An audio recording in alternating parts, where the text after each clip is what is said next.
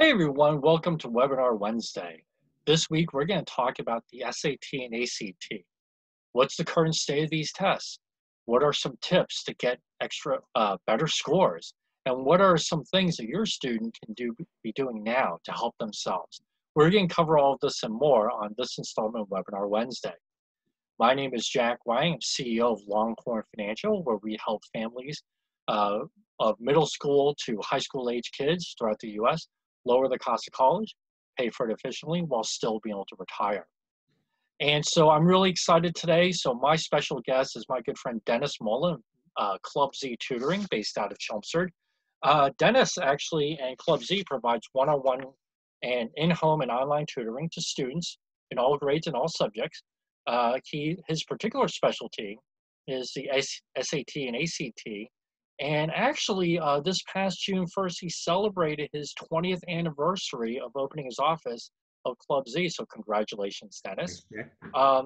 Since that time, they've helped provide educational support to thousands of students in the local area. So he's been doing this a long time. He knows what he's doing. He's really good at it. So welcome to the show, Dennis. Great to have you on. Hey, great, Jack. Well, thank you so much for having me. Really appreciate it. Awesome.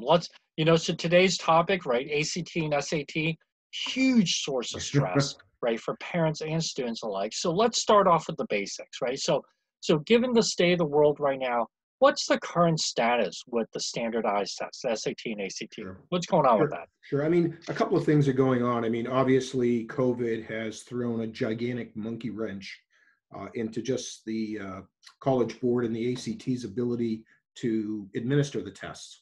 You know, being able to social distance. They've canceled several of the tests already, and they're adding new tests as we speak, in some cases with the ACT weekly, starting in September, and other cases with the SAT. They've added an additional test in September that they normally don't have. But they've been trying to play catch up on this, and quite frankly, they haven't done a really good job. I think that they thought this might go away. They didn't think that it would last probably as long as they did. So right now they're trying to scramble and find enough locations. So the real key thing here for parents, the real key takeaway with all of this is they need to make sure that they register as soon as registration is available, because spaces are going to be at a premium and they may have to travel. I've had families travel to Concord, New Hampshire to take the test because that was the next closest available test site. So that they should go online, find out when the test dates are, register at 12:01 a.m. the day those things are done. They should be online registering for those tests. Otherwise, they may not be able to take them. Now, the flip side is that a lot of colleges are pushing off the test. Schools have been kind of migrating towards this test optional kind of approach to admissions. And the COVID thing has kind of exacerbated that move, where many schools are either moving to test optional or being test optional for this year. It changes that the number or the which schools are doing that changes almost daily. So students should be checking that as they're looking at applying to schools to see which schools do require it. For instance, the California university system, they are phasing the SAT out over 4 years in the ACT. But they state, but we're going to replace it with our own test. So, right. Yeah, we don't want to have standardized tests, but we want a standardized test. But we're going to, exactly. Yeah, right? Exactly. That's crazy. I don't think they're really great with irony, but that's really, so that's kind of where it is now. And there are more test dates, but again, the number of seats available is very, very small. The SAT kind of toyed with having this online version, and the ACT did as well. But they tried that with the AP tests, and it was a disaster. So right. Parents might hear that.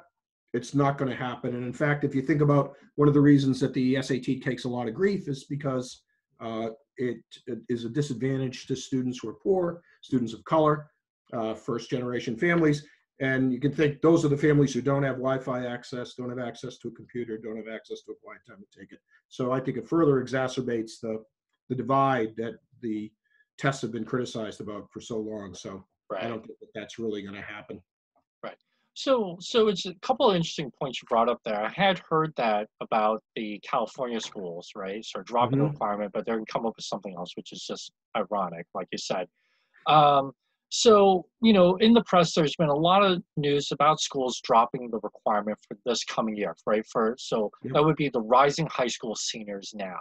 But do correct. you see this as a trend that's going to continue into the future, or do you think that this, assuming for the moment that coronavirus gets solved, there's a vaccine, or however medically we handle this, but do you think that this is going to be a trend going forward beyond next year and into future years where the SAT and ACT are going to go away? Because I can tell you a lot of parents, a lot of students probably be okay with that, but Yeah. at the same time, it's an important part of the application process. Yeah.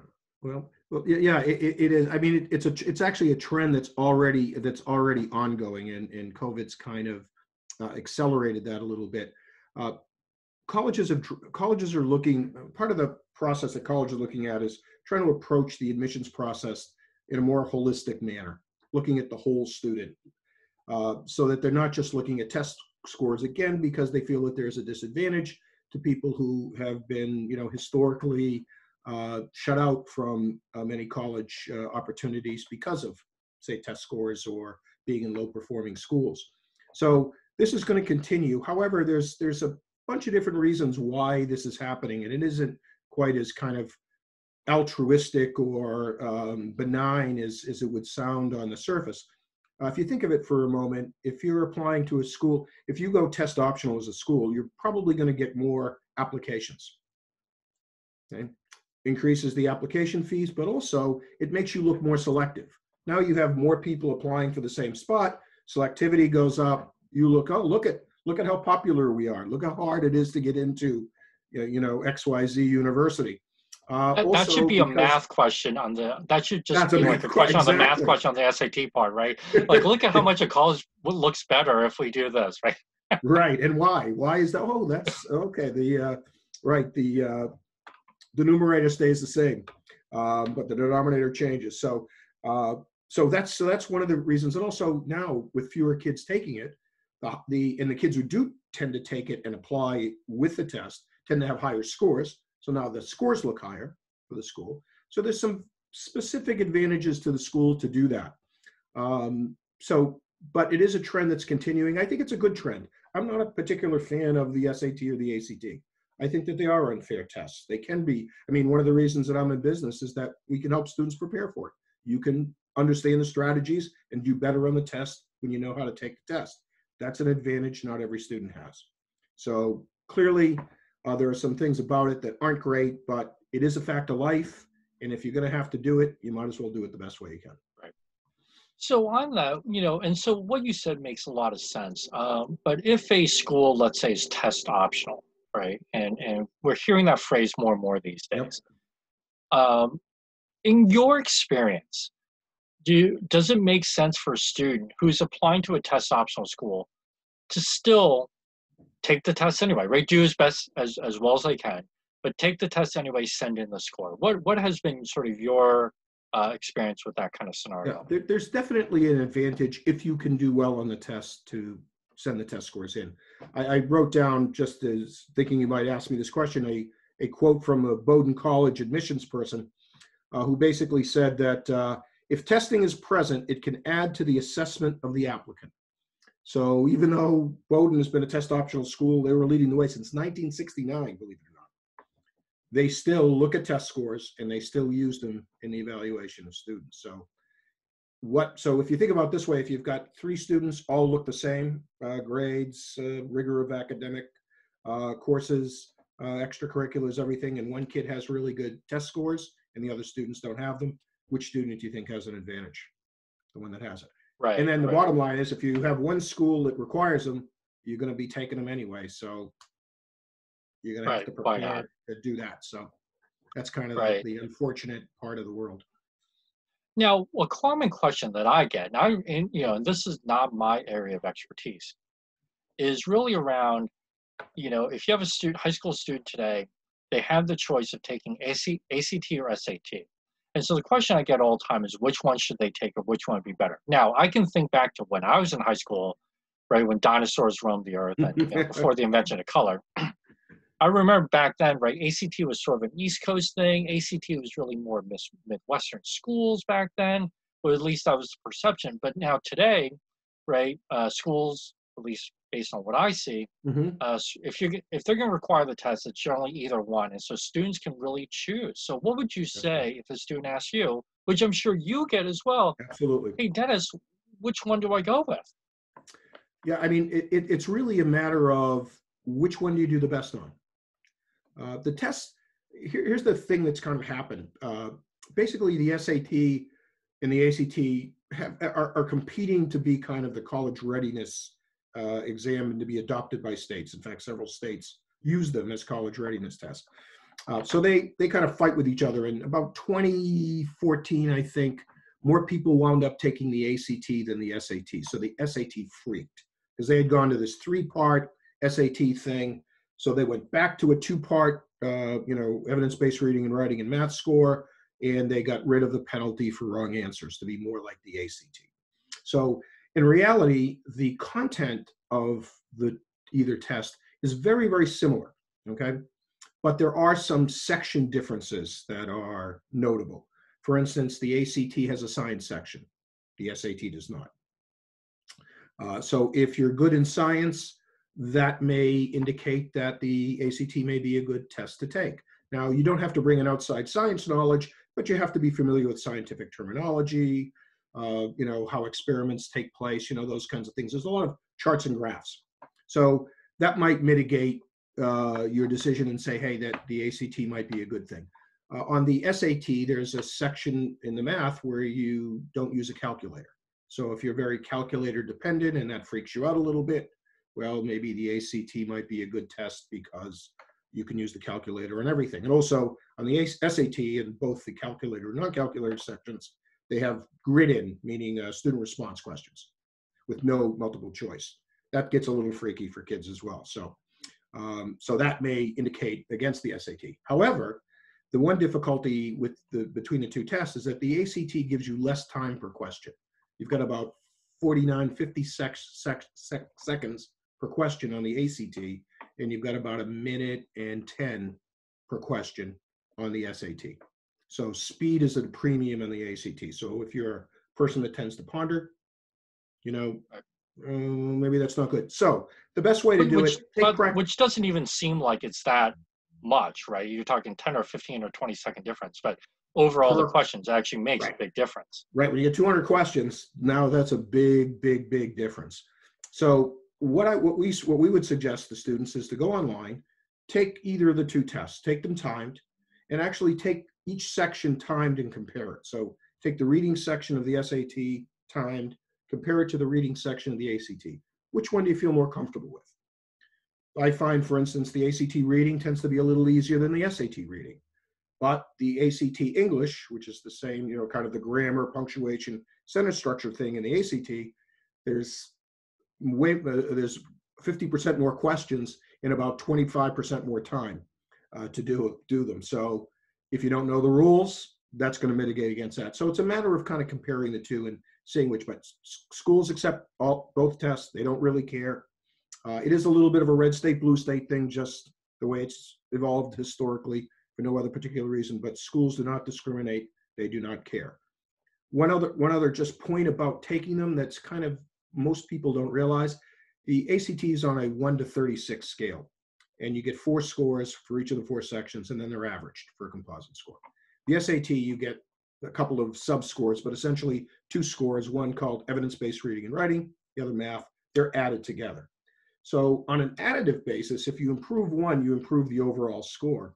On the ACT, if you improve on one, the average of the other 3 still doesn't allow you to get the full benefit of that change. So there's a little bit of a strategic element with test taking that goes along with that scoring as well. That's a great point. And I never thought of it that way. My son, when he was in high school, he took the SAT back when it was 3 sections, right? So the maximum score was 2,400. And I guess I kind of intuitively knew that the ACT kind of averaged, but I never really thought about it in the way you just described. So if you really want to increase your score, you need to increase across the four sections, or you have to score high enough in that one section trying to improve so that it actually moves the needle enough to actually raise your composite score. Now, the ACT has actually done something about it. They were supposed to start this fall with allowing you, once you had taken the full battery, to take individual test sections. Brand new kind of, we were encouraging a lot of families to do that, take the ACT, because you could do it. Now they delayed it to the fall of 2021. I think the SAT will follow suit. They'll wind up allowing students to do that, to take only the section that they want to take once they've taken it one time. But that's where it's going because of that very reason. So that's really interesting. So it kind of leads into the next question. So, because ACT is 1 through 36, the SAT is what, 400 to 1600. A lot of parents, a lot of kids get hung up on what's a good score. And I know that that depends on the school and sort of your definition for good. Right. But at the same time, if schools start, if the two testing services allow students to take individual sections, right? So let's say you did the four sections of the ACT and you just kind of bomb one section, just hypothetically. Yep. And then you could sort of study really hard and learn the strategies and then retake that section. That would effectively raise the scores over time because you're only sort of taking your good scores, right? That's Much like exactly how right. schools do super scoring now, right? So I guess the first part of my question is really sort of, how do you define a good score for both, right? True. And where do you kind of see this going? Because of what you just mentioned, like, if I only have to focus on one section at a time, I can really kind of play the system. Well, that's why we were recommending students take the ACT up until the point that COVID hit, and they delayed this whole thing, which was crazy because students had invested time preparing for this with using this advantage, and it went away. So what kind of happens, and the way you look at scores, and exactly what you said, Jack, is very true. It really depends on the school you're looking at. Harvard obviously has a higher SAT average than does University of Lowell, than does Endicott College, but they all are competitive from a score perspective. And what you really want to be is in the top 25% of any of the schools that you're applying to. So one of the important things is to go on Naviance, look and see what are the score ranges for those schools, and make sure you do it. So to kind of give people a range, if you're at 1500, that's about equivalent to about a 34 on the ACT. So if your ACT went to 36. A 1400 is about a 31. 1300 is like a 28, and a 1200 is 20, about a 25. And about the average is about 1050 on the SAT, just to get a feel. So that would be an average score across the board. And again, it's a standard distribution kind of distribution of scores, and is the way the scores play out. Right. Okay. So that makes sense. But the reality, and I don't really know the formula, and this is where I know you get into it. Sure. But to get a perfect score on either of the tests, you don't actually have to get every single question right, because it's not right. My understanding is that the scoring formula really doesn't work that way, right? Well, it almost does at the top end. Okay. It almost does at the top end. And again, if you think of it as a standard Gauss's curve distribution, where you've got a standard distribution from the mean going out. Yep. It gets, the more you get to that 700 to 800 range, almost every question moves you up about 10 or 20 points. Now, it is, even though it's not weighted, it is scaled. And the SAT has actually run into problems a couple of times for the very point you just made. In June of 2019, I believe it was, so many kids got a perfect score, got everything right on the math section, that if you got one question incorrect, you wound up dropping down to about a 740. Oh, yeah. Parents freaked. They went crazy. And it happened across the board. They actually had to kill 2 questions in the writing and language and 2 questions in the reading. And parents were saying, gee, my daughter took it twice. She got 8 more questions correct on the second time she took it, and her score went down 70 points. What's going on? And that's because there is a certain scaling. And part of the reason when the SAT changed their test, they didn't wind up doing enough studying in terms of making sure that the questions had the right validity in terms of producing the scores that they wanted. Right. Um, You know, so, I remember being in schools, particularly being in college. I remember certain classes I took where the professor said out of the gate that she graded on a curve, right? Which is the yep, same. So if everybody got an A, only some people truly got an A, some people got a B. So you know, you could have had like a 95 average, and that could have meant a C in the class, right. even though you got almost everything right. Right? Just because if everybody got everything right, missing one question meant like, you know, between an A and a C and an F. Yeah. And that's kind of what happened. Not quite as extreme, but that's kind of what happened with the SAT. They didn't really validate the questions enough. And what they've done to remedy that, both the SAT and the ACT, there's actually what's the term? It's a practice section. There's a test, you don't even know whether it counts or not. What they both say is that some of the questions may count, some may not count. So there's this 20-minute section that's not, if you go to the website, nothing on either of the websites about it, but it exists in the test. And that's where they test out new questions to make sure that kids who are scoring in the 800s appropriately respond to these questions the same way as people, you know, and across, to make sure that they validate those scores. Right, right. So one thing that sounds like, and you mentioned this a couple times now, so we did talk about the top end. You really do have to know the material to get everything right or close to everything right.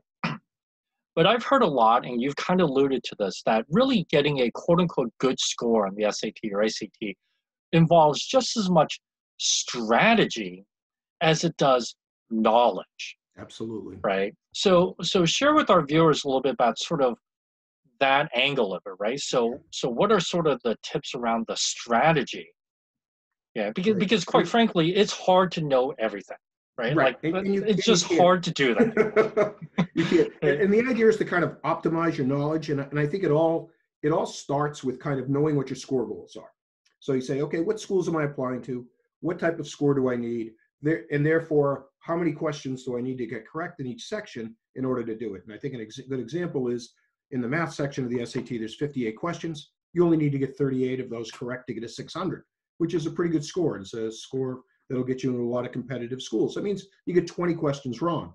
The biggest problem that students have is that they spend time trying to solve those 20 questions that they're never going to get correct. And then they rush through, make careless errors, don't spend enough time on those questions which they could have gotten correct. So it's really optimizing your time and using the knowledge you do have to be able to score better. In things like the reading section, understanding what makes questions wrong. For instance, people go, I always tell families, there's one correct answer and there's 3 incorrect answers. And they look at me like, yeah, no kidding, I know that. And I'm going, well, the thing that's important is that those 3 answers are wrong for a very specific reason. Something about the answer is incorrect. And there's only a certain number of ways to create incorrect answers. Those aren't just, the SAT just didn't go, oh, let's make something up as a wrong answer.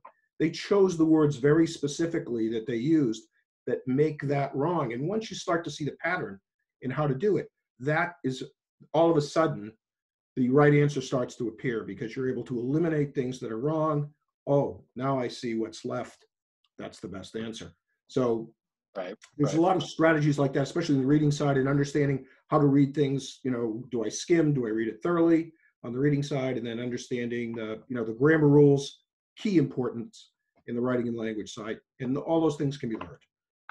Yeah, because I know even taking, I remember from school, I remember, you know, because of my industry, there's some professional licensure exams I have to take. And so on a multiple choice test, I always remember hearing and understanding like, all right, if you knew none of it, but you can eliminate some of the questions that you knew were just absolutely wrong, that by the end, you'd probably do okay. Not great, but like, Yeah.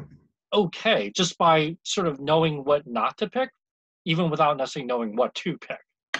Right? Exactly. I mean, if you're picking out of 2, if you've got a 50-50 chance, that's a lot better than a 25% chance. So apply that over the test. That's exactly right. And what you find out on the SAT is that 2 of the questions are really, really bad. Once you start to tune your brain that way to look at answers, 2 of the answers are really, really poor answers. Then there's 2 that are kind of maybe okay. And that's where you have to kind of ratchet down that the focus in terms of really picking out the wording and making sure that the wording does match what the passage is about. Right. So let's so we've been talking about both tests sort of in general. So let's kind of split them up. So let's talk a little bit about ACT. What's a quick tip for a student who's maybe more inclined to ACT to really kind of improve their score? And then we'll shift gears and kind of the same question, right? Quick tip for someone who's inclined to take the SAT. What's a quick tip for them to improve their score there?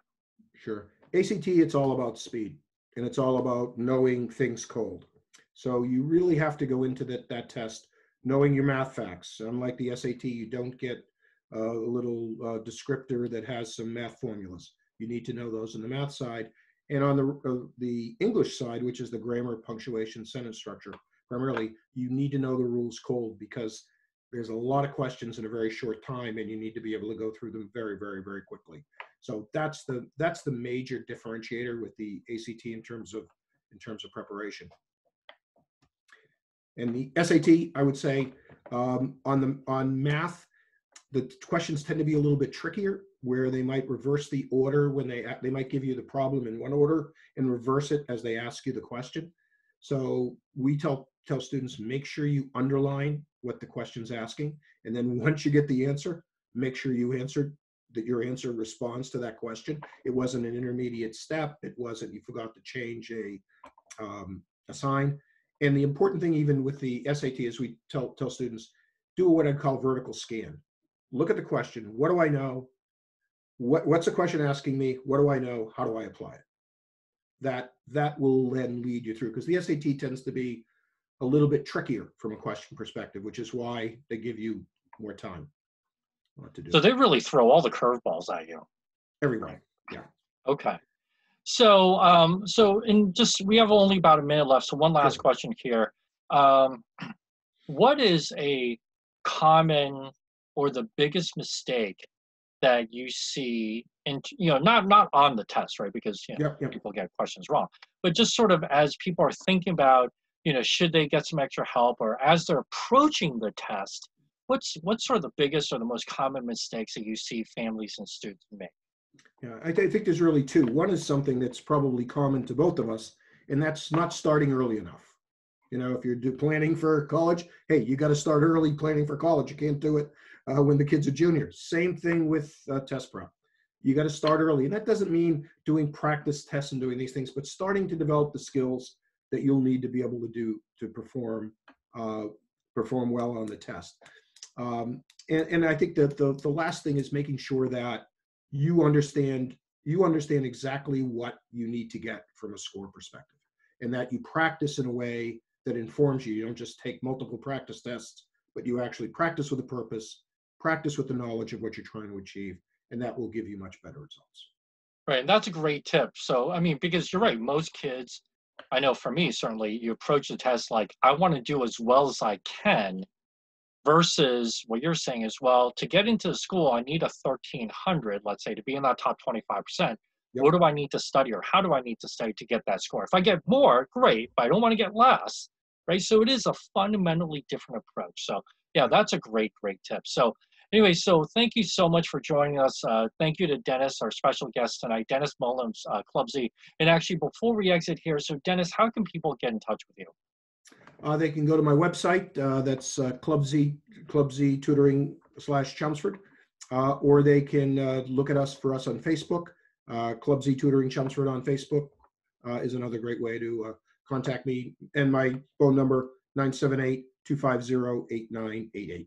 They want to call directly. Awesome. And I'll be sharing all that in the show notes as well as onto social media posts. But again, thank you so much for joining us for Webinar Wednesday. So stay tuned in your emails, where I'll be sharing upcoming topics and future great guests you'll see here. So Dennis, thank you so much.